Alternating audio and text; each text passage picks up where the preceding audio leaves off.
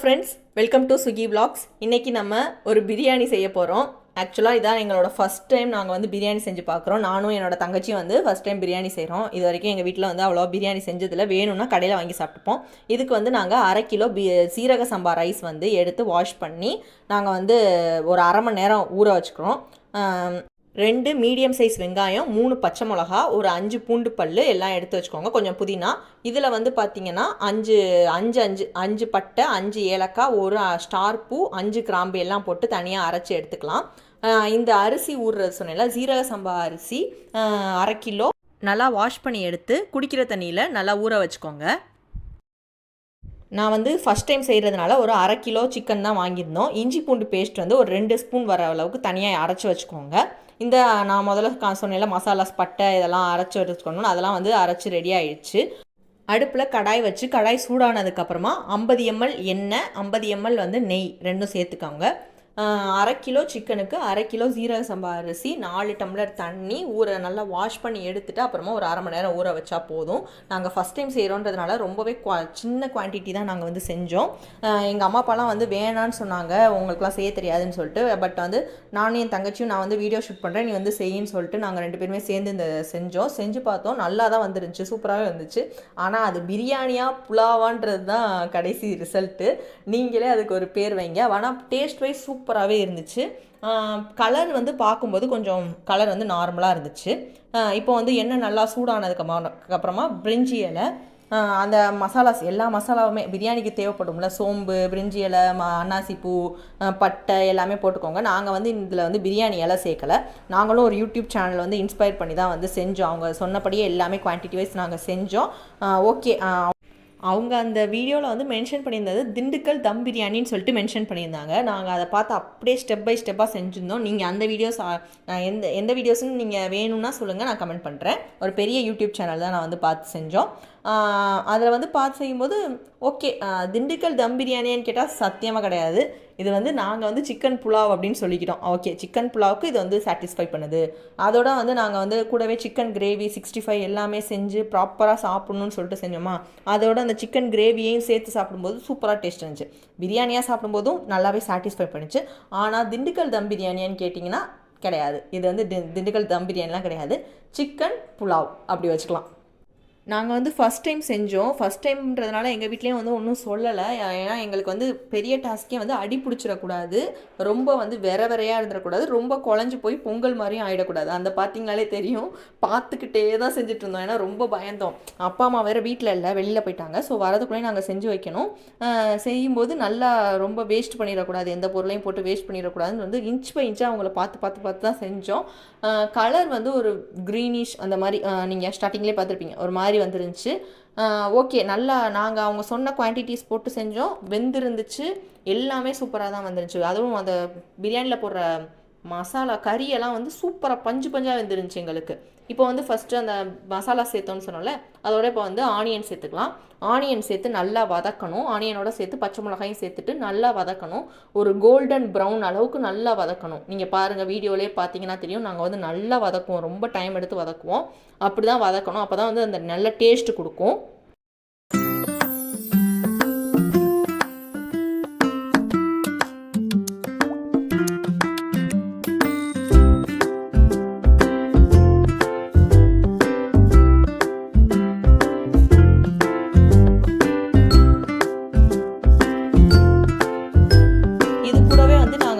Chicken gravy, 65, onion ரைட்டா எல்லாமே வந்து நாங்கள் வச்சு சாப்பிட்டோம். இப்போ அதுதான் வந்து ப்ரிப்பேர் பண்ணிகிட்ருக்கா தங்கச்சி.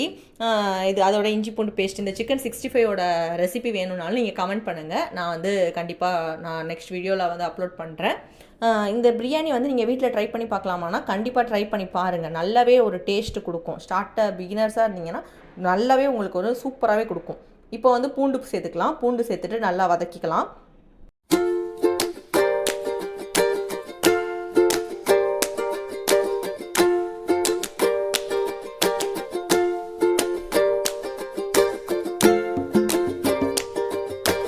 அளவுக்கு நல்லா வதங்கினதுக்கு அப்புறமா இஞ்சி பூண்டு பேஸ்ட் ஒரு 2 ஸ்பூன் நான் சொல்லியிருந்தேன்ல, அதே மாதிரி 2 ஸ்பூன் சேர்த்து நல்லா வதக்கிக்கோங்க.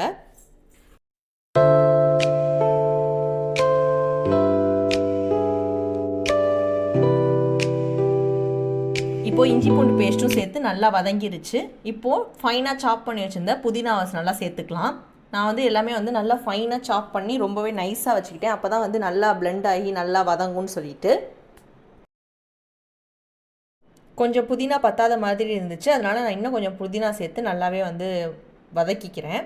இப்போ வந்து இதில் இந்த பிரியாணியில் வந்து பார்த்திங்கன்னா ரொம்பவே இந்த காரசாரமாக அந்த மாதிரிலாம் இல்லை, நல்லாவே மைல்டான டேஸ்ட்டில் தான் நான் சொல்கிறேன்ல, புலாவ் மாதிரி அது மாதிரி ஒரு மைல்டு டேஸ்ட்டில் தான் இருந்துச்சு. ஸோ உங்கள் வீட்டில் வந்து குழந்தைங்கள்லாம் இருக்காங்கன்னா இந்த மாதிரி பிரியாணி வந்து நீங்கள் செஞ்சு கொடுக்கலாம். அவங்களுக்கெல்லாம் வந்து ரொம்பவே சூப்பராக இருக்கும். ரொம்ப உரைக்காமல் நல்லா அந்த டேஸ்ட்டு மட்டும்தான் இருக்குது. நல்ல பிரியாணியோட அந்த ஒரு புலாவ் டேஸ்ட் இருக்குது. பட் காரசாரம் அந்த மாதிரிலாம் ஒன்றும் பெருசாக இல்லை. நம்ம பார்த்திங்கன்னா இதில் வந்து மிளகாப்பொடி எதுவுமே போடல, வெறும் பச்சை மிளகா மட்டும் தான் போட்டிருக்கோம். ஸோ அதனால் வந்து அந்த டேஸ்ட் தான் இருந்துச்சு. நல்ல ஒரு காரசாரம் இல்லாத ஒரு மைல்டான நல்ல டேஸ்ட்டு கொடுத்துச்சு. இப்போ வந்து அந்த பட்டையெல்லாம் தண்ணி சேர்த்து அரைச்சி வச்சுருந்தோம்ல, பட்டை அன்னாசி பூலாம், அந்த மிக்ஸையும் சேர்த்து நல்லா வதக்கிக்கலாம். நான் இந்த பாக்கெட்டால் ஒரு அரை பாக்கெட் தயிர் வந்து ஊற்றி நல்லா மிக்ஸ் பண்ணிக்கிறேன்.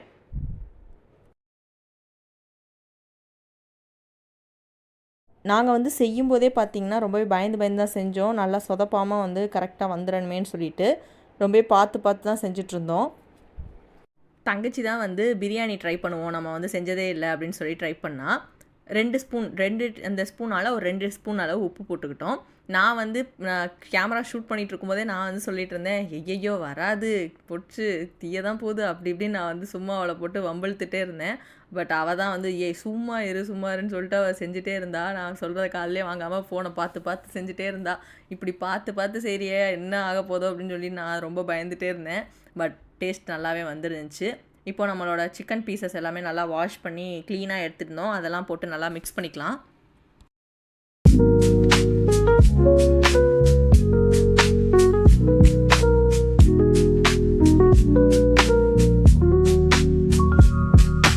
இப்போது ஒரு அரை டம்ளர் அளவு தண்ணி ஊற்றி நல்லா மிக்ஸ் பண்ணி நம்ம வேக வச்சுக்கலாம். கறியை நல்லா வேக வச்சுக்கலாம். இந்த பிரியாணியோட ஹைலைட்டே என்னென்னு பார்த்தீங்கன்னா, கறி வந்து எங்களுக்கு சூப்பராக வெந்துருந்துச்சு. அதாவது பஞ்சாக வெந்துருந்துச்சு. நம்ம கடையில் பீஸ்லாம் வாங்கி சாப்பிட்டோம்னா கூட ஒரு மாதிரி சக்கையாக இருக்கும், நல்லாவே இருக்காது. இதில் வந்து பார்த்திங்கன்னா சூப்பராக வெந்துருந்துச்சு. இப்போ வந்து கொஞ்சமாக மல்லித்தலை போட்டு நான் மூடி வச்சுருந்தேன். எடுத்து பார்க்கும்போது நல்லாவே கறி வந்து நல்லா வெந்து வந்துருந்துச்சு. நான் சொல்லியிருந்தேன் இல்லையா, அரை கிலோ அரிசிக்கு வந்து 4 டம்ளர், ஒரு மீடியம் சைஸ் டம்ளரால் ஒரு 4 டம்ளர் அளவு தண்ணி வச்சுக்கோங்க. தண்ணி வந்து ஓரளவு நல்லா சூடு ஆனதுக்கப்புறமா எடுத்து நம்ம இதில் ஊற்றிக்கலாம். ஊற்றி நல்லா மிக்ஸ் பண்ணி விட்டுக்கோங்க. டேஸ்ட் பண்ணி பார்த்தோம். உப்பு வந்து கொஞ்சம் பத்தாதபடி இருந்துச்சு. அதனால் நான் இன்னும் கொஞ்சம் உப்பு சேர்த்துக்கிட்டோம். ஏன்னா இப்போ வந்து தண்ணியும் சேர்த்துருக்கோம். அதனால் உப்பு பத்தாமல் இருந்ததுனால கொஞ்சம் உப்பு சேர்த்துக்கிட்டோம். இப்போ வந்து லெமன் ஜூஸ் வந்து நாங்கள் ஒரு அரை மூடி லெமன் வந்து புழிஞ்சு வச்சுருந்தோம். அதை வந்து நாம் சேர்த்துக்கலாம்.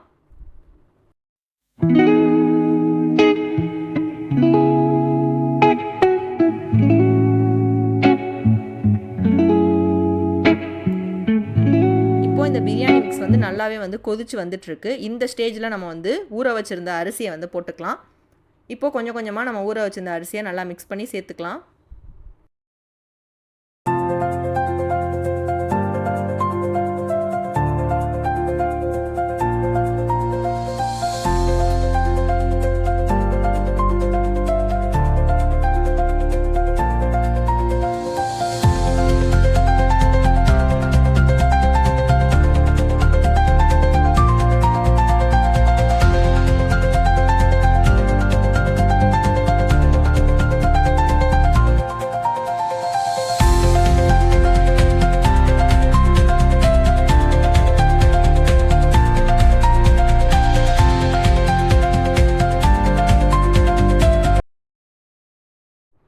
அரிசி ஃபுல்லாகவே வந்து சேர்த்தாச்சு.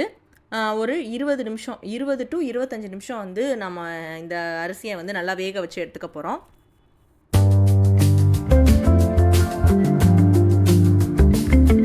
நான் சொல்லியிருந்தேன் இல்லையா, தம் பிரியாணி தான் நாங்கள் வந்து பார்த்தோன்னு சொல்லிட்டு அதில் வந்து தம் போட சொல்லியிருந்தாங்க. 20லேருந்து 25 நிமிஷம் வந்து இந்த மாதிரி தம் போட்டு வைங்கன்னு சொல்லியிருந்தாங்க. அதனால் வந்து அடுப்பை வந்து எங்களோட அடுப்பு வந்து ரொம்பவே ஸ்லோவாக இருந்ததுனால சிம்முக்கு கொஞ்சம் கூட வச்சு இந்த முள் வந்து 20 கிட்ட அதாவது 55 இருக்குது 20 கிட்ட வர வரைக்கும் நம்ம வந்து தம் வச்சிடலான்னு சொல்லி கணக்கு வச்சுருந்தோம். தோசைக்கல் போட்டு அது மேலே பிரியாணி சட்டி வச்சு மூடி அது மேலே வந்து இடிக்கிற கல் வச்சு நாங்கள் தம் போட்டிருந்தோம். இப்போ பார்த்திங்கன்னா ஃபைனலாக அவுட்புட் வந்துருச்சு.